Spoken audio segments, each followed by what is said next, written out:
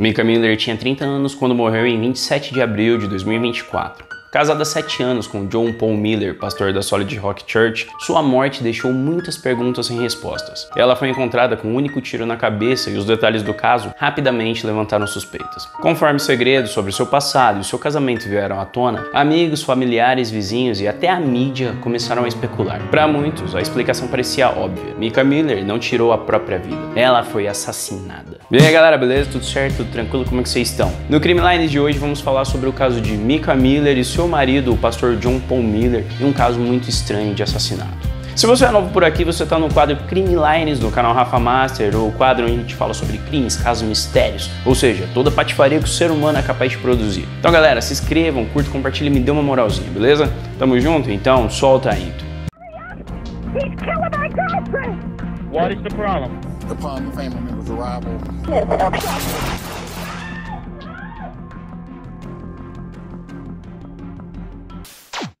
Pessoal, o John Paul Miller, o JP Miller, ele conheceu Mika quando ela tinha apenas 14 anos de idade ali, junto com sua família que começou a frequentar a Solid Rock Church. E na época, o JP ele era pastor de jovens, só que ele foi crescendo dentro da igreja.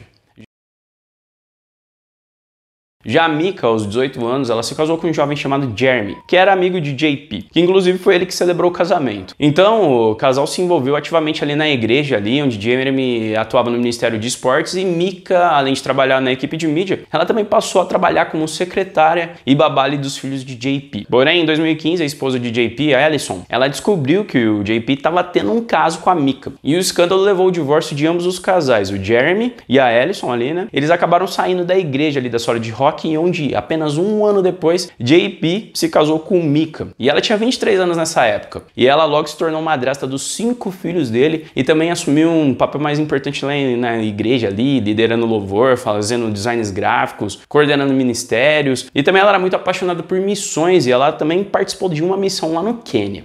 A Mika também adorava cantar e ela conduzia ali as músicas durante os cultos.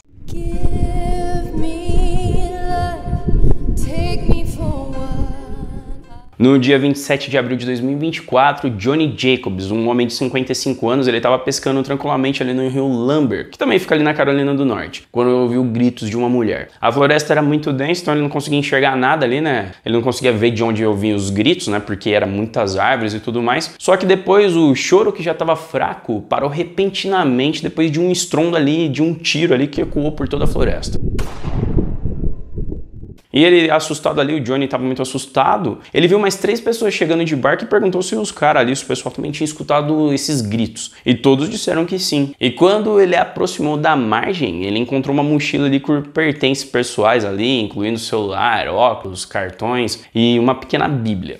Pessoal, 1h30 depois, o corpo de uma mulher foi avistado boiando na água e era o corpo de Mika Miller, nessa época já com 30 anos, morta com um único tiro na cabeça. O carro dela ali, um Honda Accord preto, ele foi encontrado no estacionamento com uma caixa vazia de uma pistola Sig Sauer e munições comprado pela própria Mika hora antes, segundo ali os recibos de compra ali que estava dentro do veículo. E mais tarde, depois de uma busca intensa, a arma foi resgatada no rio. Então uma dúvida, seria suicídio? O que poderia ter acontecido, Toda aquela cena sugeria que o desfecho era óbvio. Só que os segredos ali de Mika e de todo o seu casamento foi revirado, Então logo ficou uma grande dúvida, O médico legista ele foi convocado ali para poder inspecionar o local, ali onde o incidente aconteceu, junto com a equipe de CSI que atuou toda ali naquela área coletando evidências, E quando o relatório foi divulgado, concluiu que Mika tinha tirado a própria vida com um tiro na cabeça. Só que essa conclusão ela não foi aceita ali pelos amigos e pela família da Mika. Segundo vários relatos, a Mika tinha uma agenda marcada com o cabeleireiro para aquela mesma semana, também tinha planos de ir para a igreja com seus amigos no domingo. E ela estava ali caminhando por passando uma fase de renovação, ela estava com um novo propósito, Ela já amava o trabalho da igreja, então ela estava cheia de planos, era muito estranho ela ter tirado sua própria vida. Havia muita desconfiança e suspeita que algo estava muito errado. E na cabeça de todos, o marido de Mika, o John Paul Miller, era o principal suspeito. A irmã da Mika, a Sierra, ela deu uma declaração juramentada, um depoimento falando que algumas semanas antes da morte de Mika, ela tinha falado o seguinte: se eu acabar com uma bala na cabeça, não será por mim, mas será por JP. O casamento estava desmoronando e Mika tentou sair de casa várias vezes, por várias ocasiões, só que de alguma forma ela sempre era coagida a voltar. Poucos dias antes ali de ser encontrada no Rio, ela se tornou firme na decisão de deixar ali o JP. Ela mudou o telefone diversas vezes nos últimos 3 meses para que o JP parasse de incomodá-la, né? Então, 2 dias antes da sua morte, o JP havia sido notificado com os papéis do divórcio. Então já dá para entender que parecia que ele não deveria aceitar. E ela tinha tentado se separar em janeiro de 2023, mudando para o Kansas, ficando com parentes ali para começar uma nova vida. Ela se juntou a uma igreja local, ela fez várias novas amizades e alguns meses depois, de forma repentina, a Mika deixou o estado ali só escrevendo um breve bilhete ali, um bilhete muito curto, falando que ela estava voltando para Carolina do Sul para poder voltar com o marido, e todo mundo falou que nada daquilo fazia sentido, porque ela tinha planejado ficar no Kansas. E aí a carta estava dizendo: "Ei, boas notícias, eu me reconciliei com meu marido. Ele permitiu que eu voltasse para casa. Louvado seja Deus." Uma carta muito estranha, né, pessoal? De volta a Myrtle Beach, eu acho que é assim que se fala, galera. O casamento ali deles começou a ir pro saco, começou a se deteriorar num padrão muito pior. O JP voltou com os mesmos comportamentos e a Mika, ela procurava uma saída, né? Ela fazia várias postagens enigmáticas ali nas redes sociais, né, se manifestando contra abuso doméstico, abusos de todos os tipos, declarações ali que foram interpretadas como sendo a sua própria vida, ela falando da sua própria vida e falando que era necessário deixar um casamento doentio pra lá. Just because of my situation, but you are the bride of Christ. Before anybody else's bride. God hates divorce, but why? According to everybody I've asked and the scriptures that I've found, it's because it hurts people. But does abuse hurt people? How do you think God feels about that? That I'm God's bride first. And even an earthly spouse, who's a good spouse, when they know that their bride is being hurt, just imagine what an earthly spouse does. What do you think your heavenly spouse does when you're the bride of Christ and he sees his bride going through abuse and hurt? What do you think he thinks about that?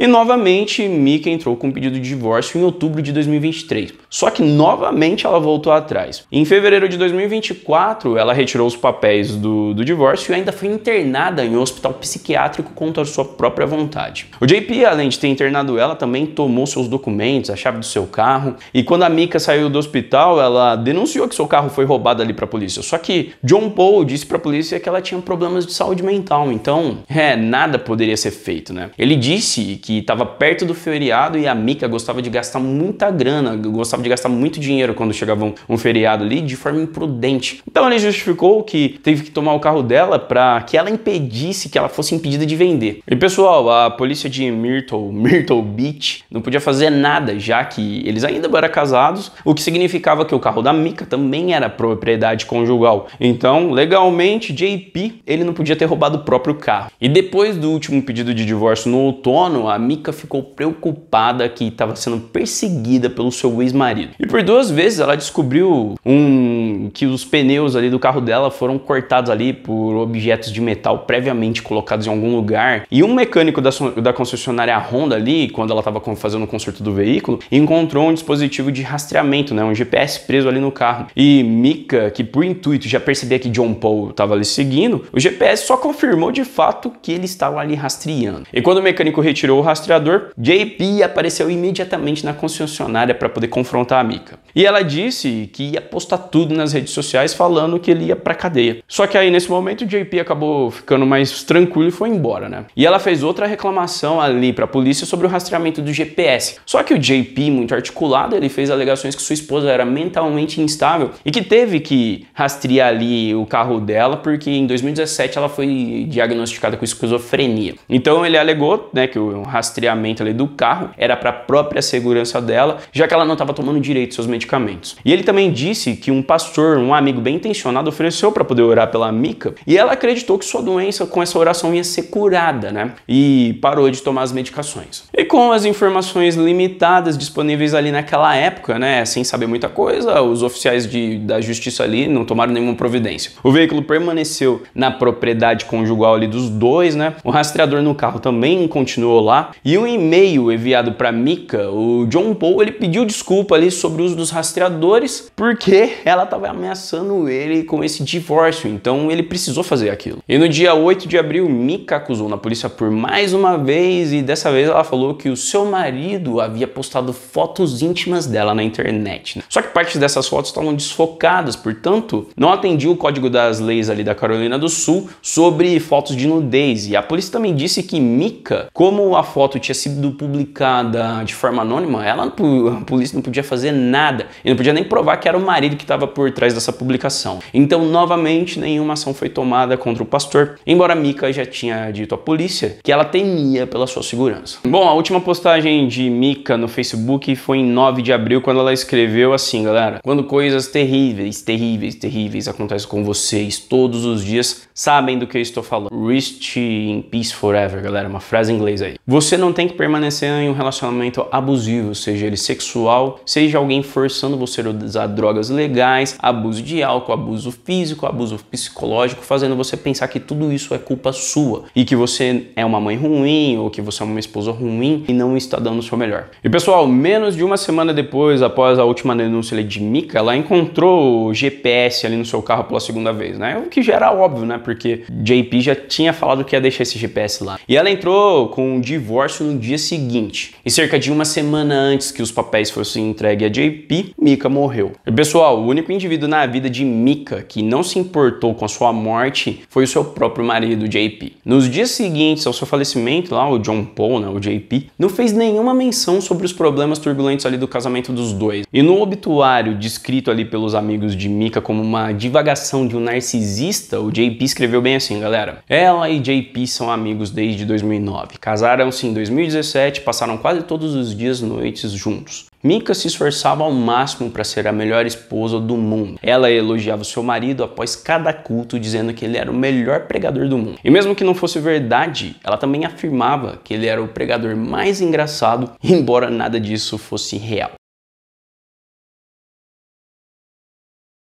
E no dia seguinte, o JP deu a notícia à congregação da igreja de uma forma muito perturbadora, pessoal. Hoje não faremos nenhuma chamada, nenhum alarme. Em vez disso, peço que todos se levante, pois eu tenho um anúncio a fazer. Depois disso, gostaria que saíssem da igreja em silêncio e evitassem comentar o assunto aqui dentro, por favor. Antes de prosseguir, quero pedir que continue frequentando a igreja, servindo e ajudando o próximo. Não quero me preocupar com isso durante minha pausa, que pode durar alguns dias ou algumas semanas. Eu ainda não sei. Recebi uma ligação ontem à noite.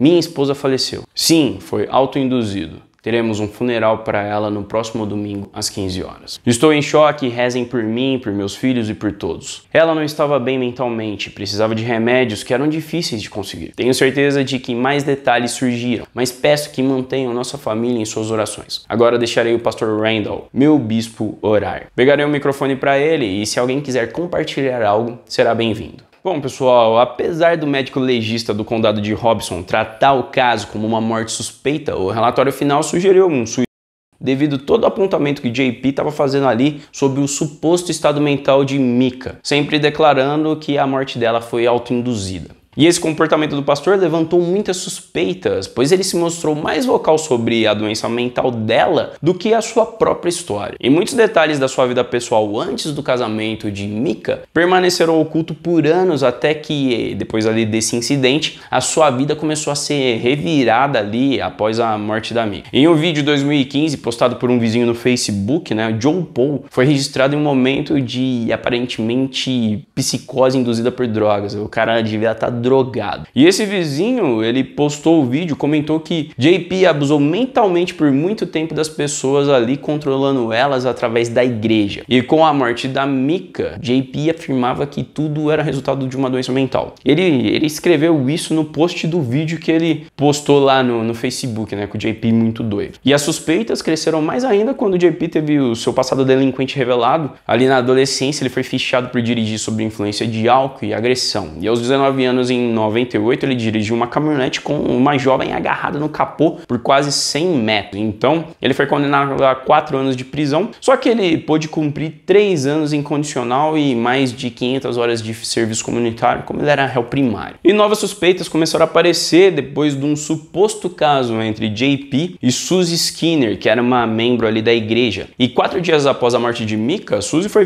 vista ali bebendo margaritas com o JP. E o relacionamento dos dois era até conhecido, mas não era discutido abertamente. E a situação ficou mais suspeita devido ali à morte do marido de Suzy. O cara se chamava Christopher. Em 2021, quando ele ali cadeirante, né, ele caiu na piscina, né, uma coisa muito estranha também. E a família de Micah acreditava ali que ela guardava provas de ações de JP ali em diários detalhados, e após a sua morte, o JP foi buscar todos os pertences da Micah, só que a família suspeitou que o verdadeiro objetivo era recuperar esses diários. Então a irmã de Micah, Sierra, lá, conseguiu guardar ali, pegar alguns documentos que tá sobre a análise de um advogado. E as investigações também mostraram que Micah comprou a arma usada ali no dia da sua morte, no mesmo dia, e ela estava sozinha.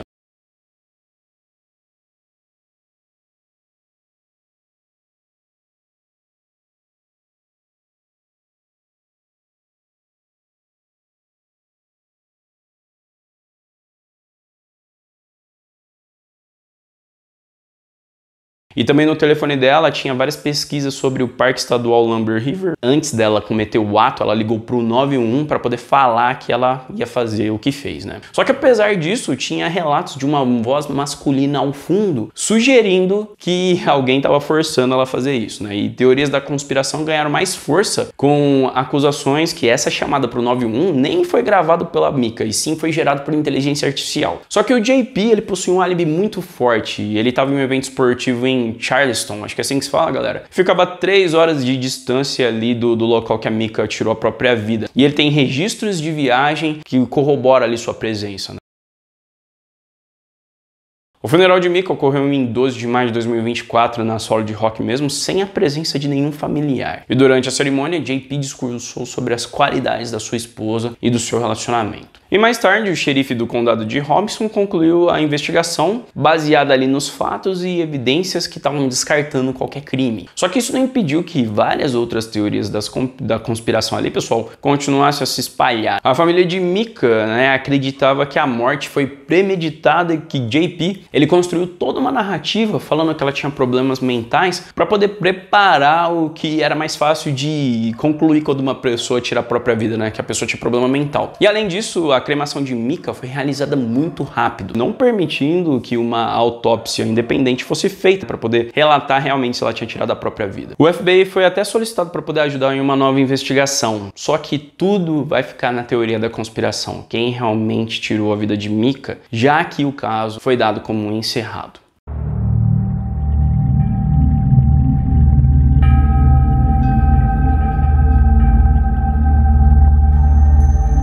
Então é isso, pessoal, esse foi mais um caso do Crime Lines, o caso de Micah e o pastor JP. Galera, a gente sabe que tem muitos pastores corruptos e muitas coisas acontecem, né? Isso aqui pode ser mais um caso. Aconteceu agora, né, recentemente, em 2024. Se vocês não forem inscritos, se inscrevam, curtam, compartilhem e me dê uma moralzinha, galera. Beleza? Tamo junto? Então até a próxima!